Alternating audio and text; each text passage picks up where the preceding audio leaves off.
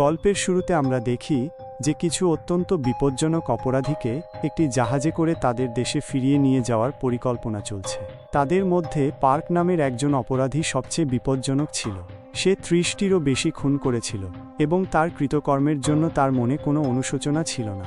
যখন সে অফিসার লির সাথে দুর্ব্যবহার করতে শুরু করে তখন লি তাকে রাগের মাথায় নির্মমভাবে মারধর করে। সেখানেই আমরা দেখতে পাই যে পুলিশ সদর দফতর থেকে অফিসার ডেভিড সবাইকে তাদের কাজ বুঝিয়ে দিচ্ছেন। এরপর সব অপরাধীদের আলাদা আলাদা সেলে পাঠানো হয়। প্রতিটি সেলে একজন করে প্রহরী নিযুক্ত ছিল। এরপর লি সকল অপরাধীকে এখানকার নিয়মকানুন জানিয়ে দেন। অপরাধীরা তার বিরুদ্ধে আওয়াজ তোলে, কিন্তু টম নামের একজন অপরাধী একদম শান্ত থাকে।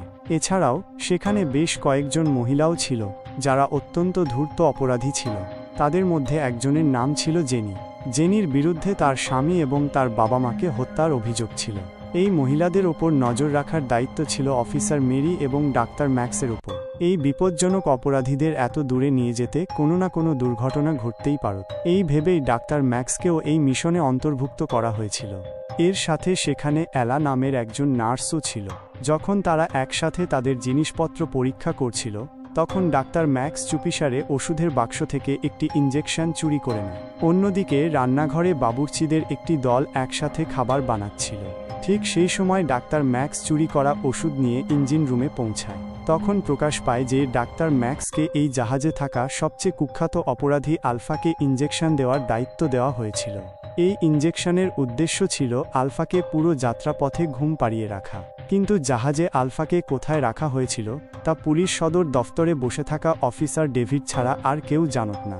ওদিকে ডেভিড কিছু গোপন নথি দেখছিল। তখন সে জানতে পারে যে আলফা একসময় সেনাবাহিনীতে ছিল। বিদ্রোহের সূচনা। যাই হোক, রাতের বেলা পার্ক তার জিপে লুকানো তার বের করে এবং তার সাহায্যে নিজের হাতকড়া খুলে ফেলে। তারপর সে এই তারগুলো অন্য বন্দীদের দেয় যাতে তারাও মুক্ত হতে পারে। তখনই হঠাৎ করে প্রকাশ পায় যে রান্নাঘরে যে বাবুর্চিরা ছিল তারা আসলে আর কেউ নয়, বরং পার্কেরই শিষ্য ছিল। তারা আসল বাবুর্চিদের মেরে তাদের জায়গায় জাহাজে ঢুকেছিল। ওদিকে পার্কের সেলে যখন একজন পুলিশ আসে পরীক্ষা করতে তখন পার্ক এবং তার সঙ্গীরা মিলে তাকে মেরে ফেলে এবং তার লাশ ফ্রিজে লুকিয়ে ফেলে।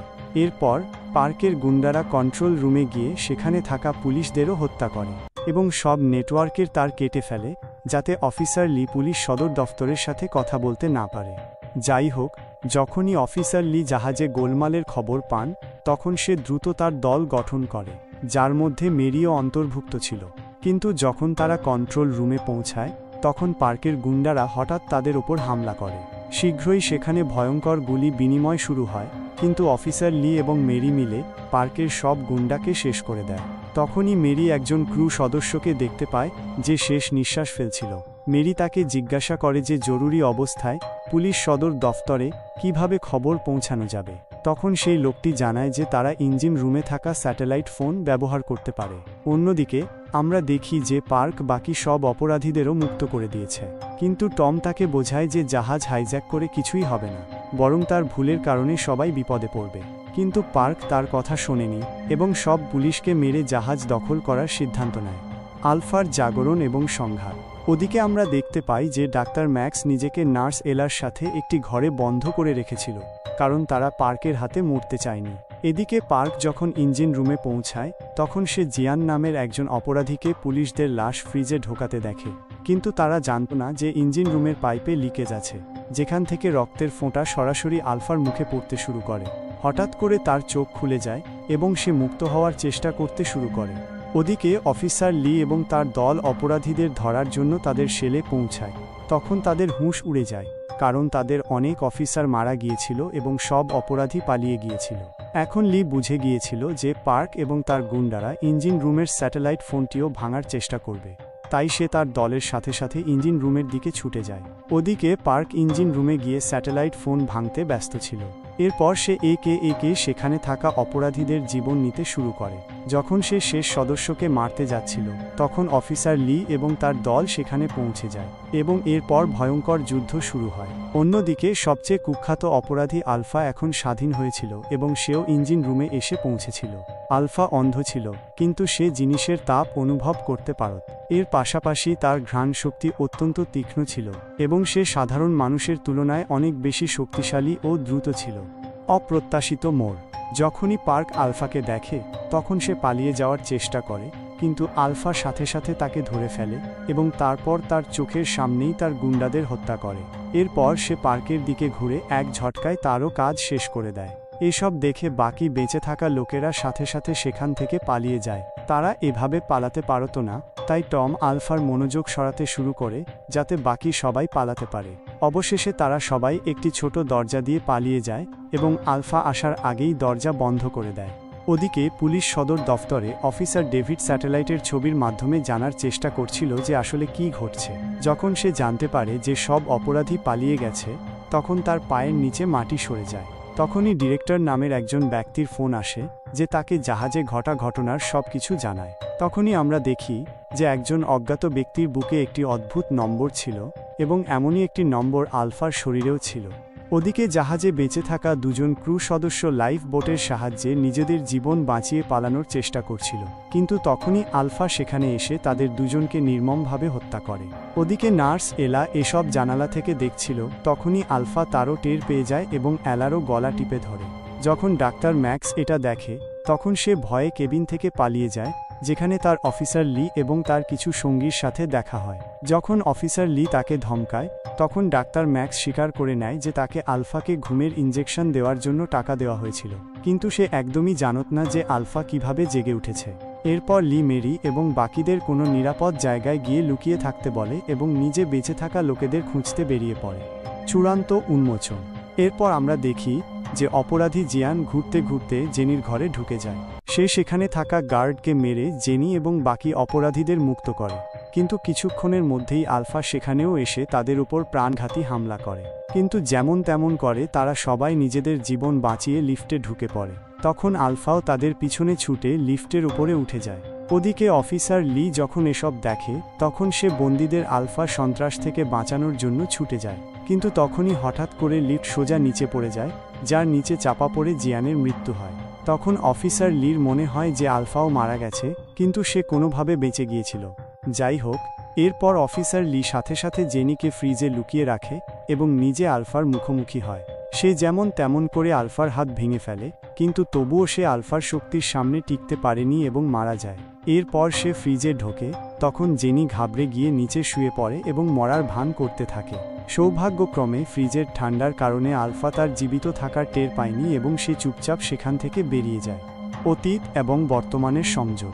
অন্যদিকে টম এবং বাকি লোকেরা সেই ঘরে পৌঁছায় যেখানে আলফাকে বন্দী করা হয়েছিল। সেখানে তারা আলফার কিছু কাগজপত্র পায়। তখন তারা জানতে পারে যে আলফার বয়স অনেক বেশি। সত্যিকার অর্থে তার জীবিত থাকারই কথা নয়, আসলে সে 1943 সালের দ্বিতীয় বিশ্বযুদ্ধের একজন সৈনিক। যুদ্ধে জাপানি সৈন্যরা তাকে ধরে বন্দী করে ফেলেছিল, যার পর তারা তার উপর নানা ধরনের পরীক্ষা নিরীক্ষা করেছিল। আসলে তারা যুদ্ধের জন্য সুপার হিউম্যানদের একটি বাহিনী তৈরি করতে চেয়েছিল। এরপর ডাক্তার ম্যাক্স আরও একটু অনুসন্ধান করে জানতে পারে যে আলফার ভিতরে অনেক সুপার হিউম্যান শক্তি আছে। সে একজন সাধারণ মানুষের চেয়ে অনেক বেশি শক্তিশালী এবং দ্রুত, এবং সে কখনোই বুড়ো হবে না। এরপর আমরা 1943 সালের গল্প দেখি, যেখানে জাপানি বিজ্ঞানীরা তাদের সুপার হিউম্যান এক্সপেরিমেন্টের সফলতার খুশি উদযাপন করছিল, কিন্তু হঠাৎ আলফা উঠে দাঁড়ায় এবং সে সবাইকে ভয়ঙ্করভাবে হত্যা করে।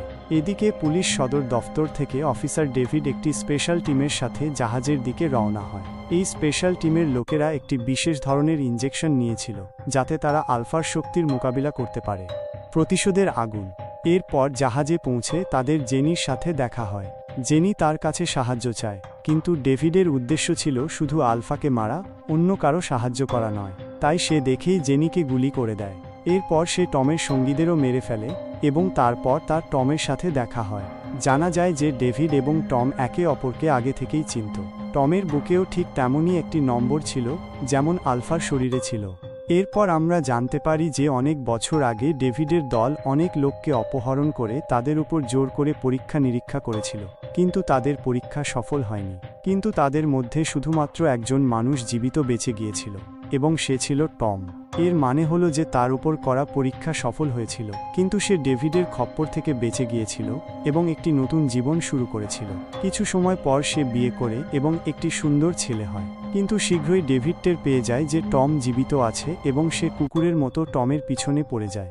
একদিন সে টমের বাড়িতে ঢুকে পড়ে এবং তার স্ত্রী ও ছেলেকে মেরে ফেলে। এই ঘটনায় টম এত গভীর আঘাত পায় যে সে নিজের ছদ্মবেশ পরিবর্তন করে অপরাধী হয়ে যায়, যাতে সেও সুযোগ পেলেই ডেভিডের প্রতিশোধ নিতে পারে। নতুন বিশ্বের সূচনা। যাই হোক, তখনই হঠাৎ করে আলফা সেখানে এসে ডেভিড এবং টমের ওপর হামলা করে। তখন ডেভিড একটি বিশেষ ইনজেকশন নেয় যাতে তার শক্তি বেড়ে যায় এবং সে আলফার মোকাবিলা করতে পারে। শীঘ্রই সে আলফাকে পরাজিত করে এবং টমের সামনে যায়। ডেভিড টমকে হাসতে হাসতে মনে করিয়ে দেয় যে কিভাবে সে টমের নিষ্পাপ শিশুকে মেরে ফেলেছিল। তখন টম রাগের মাথায় ডেভিডের উপর হামলা করে তাকে সমুদ্রে ফেলে দেয় এবং নিজেও সাথে সাথে ঝাঁপিয়ে পড়ে। পরের দিন আমরা ডিরেক্টর নামের একজন ব্যক্তিকে দেখি যে একটি দ্বীপে সেই পুরনো ডেভিডের পরীক্ষা নিরীক্ষা চালাচ্ছিল। এরপর সেখানে একটি শিশুকে দেখানো হয় যে আর কেউ নয়, বরং টমের ছেলেই ছিল। আসলে ডেভিড টমের ছেলেকে মারেনি, কারণ তার ভিতরেও টমের মতো সুপার পাওয়ার ছিল। সে তো শিশুকে তুলে ডিরেক্টরের কাছে নিয়ে এসেছিল। তখন প্রকাশ পায় যে ডিরেক্টরও সেই 1943 সালের জাপানি এক্সপেরিমেন্টের অংশ ছিল, যেখানে আলফা এবং ডিরেক্টর দুজনই সুপার হিউম্যান পাওয়ার পেয়েছিল। এখন ডিরেক্টরের উদ্দেশ্য ছিল এমন পরীক্ষা নিরীক্ষা করে শিশুদের সুপার হিউম্যান বানিয়ে একটি নতুন বিশ্বের নির্মাণ করা। ওদিকে টম সমুদ্রে ঝাঁপ দেওয়ার পর বেঁচে কিনারায় এসে পৌঁছেছিল এবং এখন সে এই গোপন সংস্থা থেকে তার পরিবারের মৃত্যুর প্রতিশোধ নেওয়ার জন্য পুরো